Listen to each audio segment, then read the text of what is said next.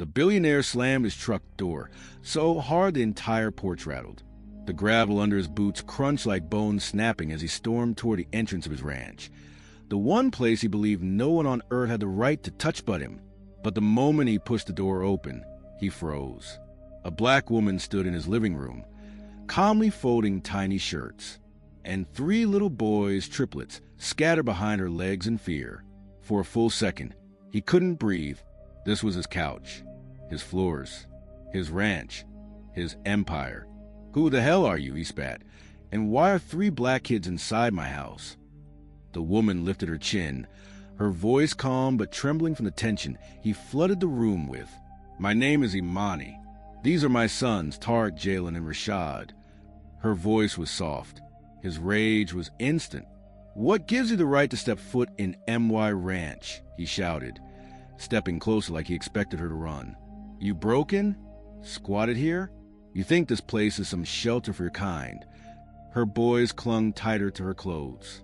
She wrapped her arms around them as if protecting them from a storm. "Sir, we had nowhere else to go." The billionaire's jaw tightened. His eyes went cold. He didn't care about the fear on the children's faces. Didn't care about her shaking hands. All he saw was a black family in a space he believed was too good for them. "You have 60 seconds, he growled. "Then I'm calling the sheriff. And trust me, around here, they don't ask many questions before dragging people like you out." Imani didn't move, didn't plead, didn't even blink. That silence, confident, steady, irritated him more than anything. He took another step, ready to grab her arm, but she spoke first. "Before you make that call," she said quietly, "you should know we didn't just end up here by accident." The billionaire frowned. "What's that supposed to mean?" Her eyes met his, calm, steady, fearless. "It means this ranch holds secrets you don't understand, and one of those secrets belongs to me." He felt something shift in the air, something he didn't like, something he couldn't control. What could a poor black mother possibly know that would make him hesitate? If it's already made your blood boil, tap like, and subscribe so you don't miss stories where justice finally wins. The billionaire's jaw tightened as Imani stepped away from the boys and picked up a small wooden box from the corner table. It was old, really old, carved with patterns he had never seen before. But what froze him wasn't the box. It was the way she held it, like it belonged to her, like it had always belonged to her. "How did that get in my house?" he snapped. Imani didn't answer immediately. Instead, she brushed dust on the lid with delicate fingers. "Funny," she murmured. "You call it your house, but this box was here decades before you ever laid eyes on this ranch." Her calmness wasn't normal. It wasn't the fear-filled reaction he expected from a woman. He just threatened to call the sheriff on. It was almost like she was waiting for him to ask the right question. For a moment, the boys peeked out from behind her. Tariq held a cracked photo frame. Jalen clutched a worn-out cowboy hat far too small for any of them. Rashad hugged an old, faded quilt stitch with initials the billionaire didn't recognize. He felt something uneasy flicker across his chest. "How long have you been in here?" he demanded. 2 weeks, she replied softly. "We cleaned the rooms you abandoned. We found clothes in the attic, toys on the floorboards, things that were never yours." His anger flared again. "You had no right to touch anything in this house." Imani looked at him, not with fear, but with pity. "Sir, we didn't touch your things," she whispered. "We touched ours." The room went silent. A slow, crawling confusion spread across his expression. "Yours? How? Why would anything here belong to you?" She stepped aside and pointed to a spot on the wooden wall, a symbol, faint but still visible, 3 initials carved with a knife, and beneath them a date from nearly 100 years ago. "My family marked that wall," she said quietly. The billionaire swallowed hard. For the first time since he barged into the house, something inside him felt off balance, like he had walked into a story he didn't understand, a story that might not end with him winning. But Imani wasn't done. "There's something buried on this land," she said, holding the wooden box closer. "Something you were never told about. Something that explains why we're here." He felt a shiver run through him. not from fear, but from a truth he didn't want to hear. If this happened in front of you, what would you do? Tell me in the comments. I read every single one. And if you stand for fairness, hit subscribe. The billionaire stepped closer, tried to reclaim the authority that had begun slipping from his hands. I don't care what stories you're trying to spin, he said sharply. This ranch is mine. I bought it. I paid for it. And you, he pointed at her like she was an inconvenience. You're leaving today with those kids. Imani didn't flinch. The triplets pressed into her sides again, their small hands gripping her clothes, their eyes wide but trusting. They weren't crying. They were waiting, watching, believing she could protect them from a man twice her size with 10 times her power. That alone irritated him. Do you think your calm little act is going to work on me? He scoffed. I know people like you. You come in, act innocent, then take anything not nailed down. Imani's voice remained steady. We didn't take anything. You took this house, he snapped. We stayed in it, she corrected gently. There's a difference. He hated how she spoke, soft, but with a certainty that made him feel small. Enough, he said, pulling out his phone. I'm calling the sheriff. They'll drag you out before sunset. And trust me, they won't care if those 3 boys cry in process. The boys looked up at him, fear trembling in their tiny shoulders. But Imani didn't move, not an inch.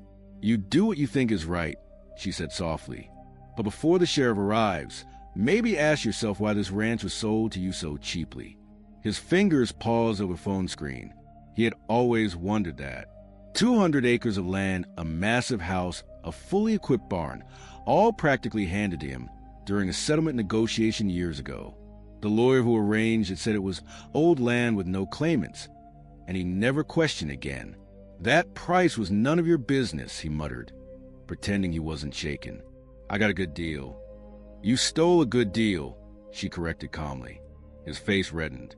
What did you just say? Imani reached for the dusty picture frame in Tarek's hands. She gently pulled it forward. Inside, behind cracked glass, was a faded photograph of a black couple standing on this very porch. The same porch he'd walked up less than an hour ago. The billionaire stared at it, frowning, confused. This is impossible. Imani shook her head. No, what's impossible is how easily someone convinced you this land had no rightful owners. He tried to laugh, but it came out thin, weak. I don't care what props you bring out. You're trespassing. Imani exhaled slowly, like she'd expected that response. Then I guess part of the truth will hit you the hard way. For the first time since he arrived, the billionaire felt something foreign crawl into his chest. Doubt. The billionaire tried to brush off the doubt growing in his chest, but it clung to him like a shadow. Truth, he scoffed. The only truth here is that you broke into my ranch, and I'm being too generous by even letting you talk. Imani didn't react to the insult. Instead, she placed the wooden box gently on the table, then opened it. Inside were old, yellowed papers tied with leather strip and a rusted key. The billionaire stepped back without realizing it. Where did you get that? He demanded. Imani lifted her eyes, calm and sharp. From the attic, she said. Right above the room you never bothered to check. The room where someone hid things they hoped would never be found. He swallowed. She untied the leather strip and unfolded the top page. This, she said softly, is the original ownership record for this land, signed in 1927, not by the man who sold it to you, but by the man who built it. She turned the page so he could see the name, a black name, one he didn't recognize, but her boys did, because all 3 whispered it at the same time. Elias Carter. Imani nodded. My great-grandfather. A slow, icy shock crawled up the billionaire's neck. That can't be, he whispered. Why not? Imani asked quietly. Because you were told black families never own land like this? Because someone made you believe everything here was abandoned? Or, she stepped closer, her voice tightening, because the truth doesn't fit the story people like you prefer to believe? He opened his mouth, but no words came out. For the first time since the moment he arrived, the billionaire wasn't angry. He was scared. You're lying, he muttered, But even he didn't believe it. Imani reached into the box again and pulled out a small metal tag, the kind used to mark property lines. It had the same initials carved into the wall. EC. The billionaire's breath caught. He knew what those tags meant. He had seen them on properties inherited legally, tags used decades ago to prove boundaries in court.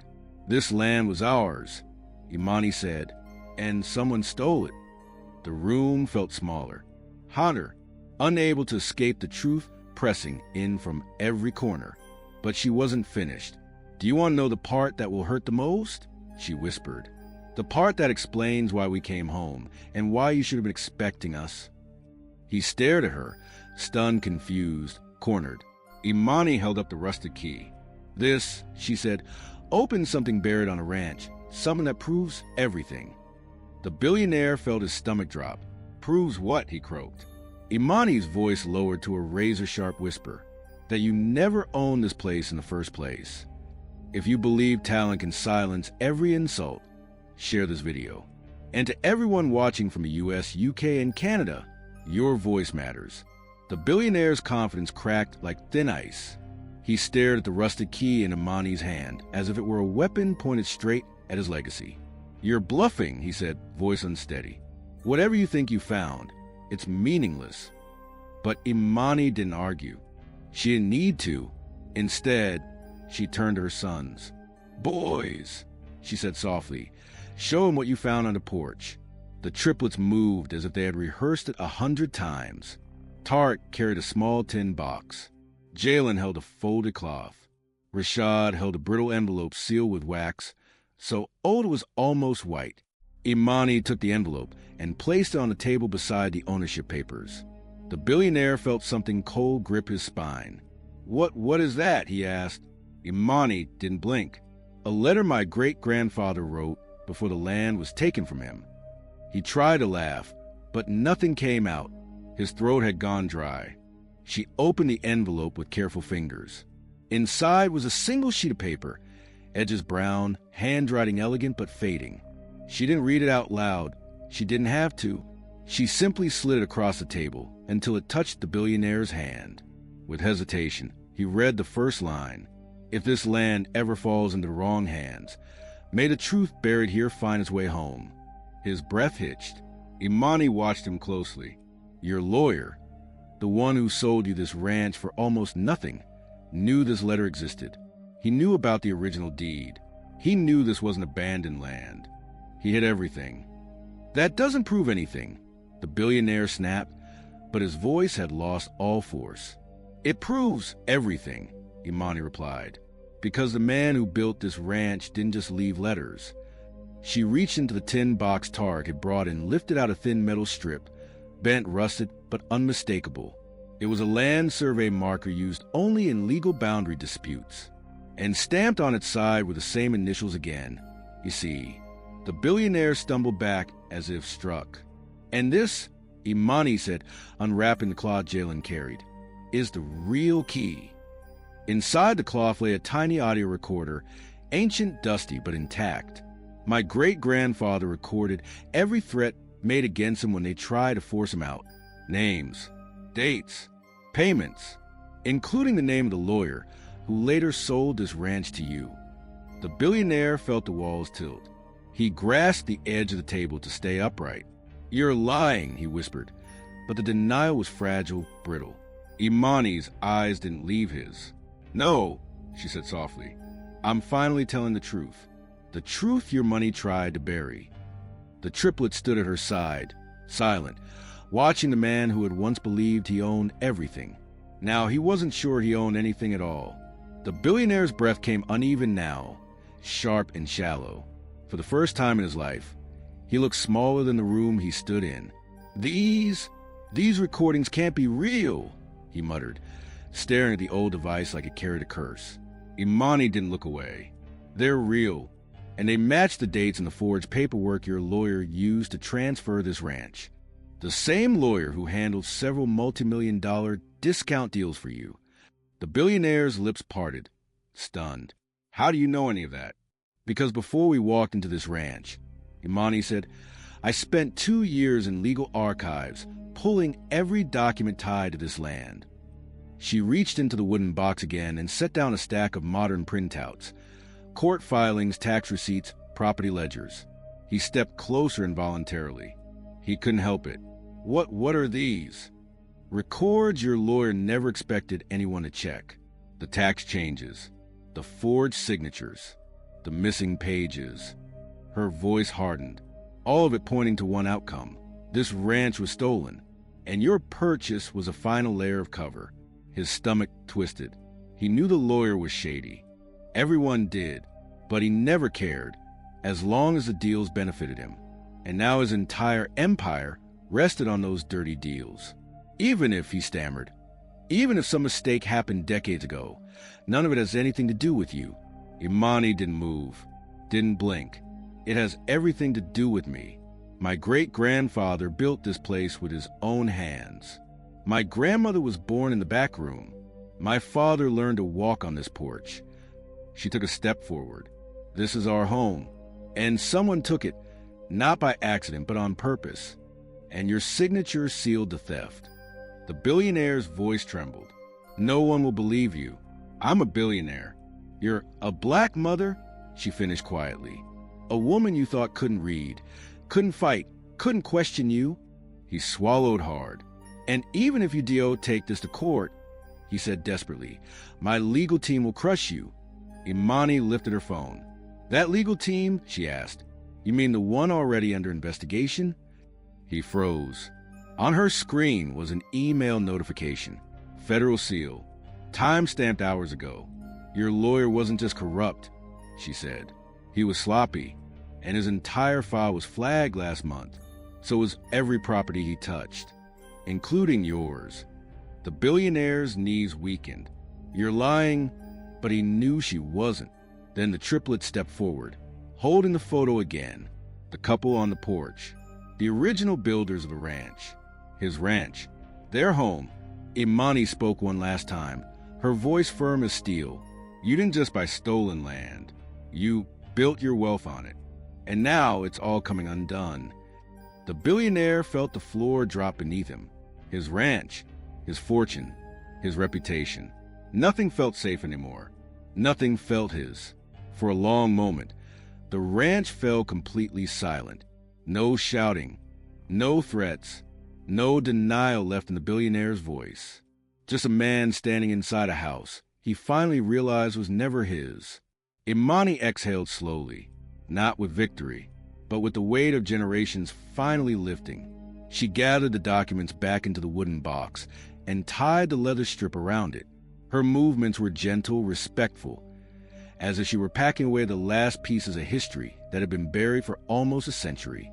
The triplets stood behind her, their tiny faces full of questions they were too young to ask, but old enough to feel. Tarek touched her hand. "Mommy," he whispered. "Are we going to stay?" Imani knelt beside him and placed her forehead gently against his. "Yes, baby," she murmured.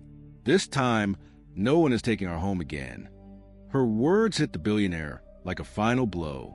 He looked around, really looked, at the walls he thought he owned, the floors he claimed as his, the land he believed he had paid for.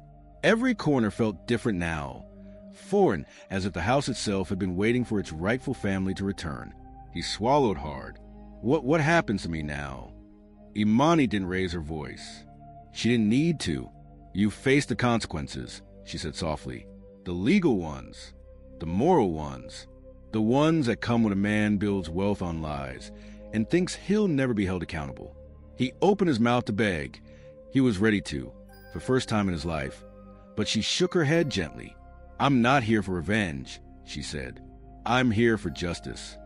Then she turned and walked toward the door, pushing it open so sunlight poured across the floorboards, illuminating the same porch where her ancestors had once stood. The triplets ran outside, their laughter breaking through the heavy stillness. The billionaire followed her out, his movement slow, unsure, unsteady. Imani stood at the edge of the porch, watching her boys explore the yard they never knew belonged to them. "They'll grow up knowing where they come from," she said quietly. "Not lost, not pushed out, not erased." The billionaire stared at the land stretching into the distance, The ranch he thought made him powerful. Now he realized it had only ever exposed him. "Is there any mercy for me?" he whispered. Imani didn't turn around. She didn't need to see him to know the answer. "Mercy," she said, "is something for the innocent." The wind swept across the ranch, carrying the sound of boys' laughter, the sound of a home reclaiming its history. And the billionaire stood there alone, watching a family rise where his empire finally fell. Share this story if you believe no family should ever lose their dignity to racism, and subscribe for more dark truths.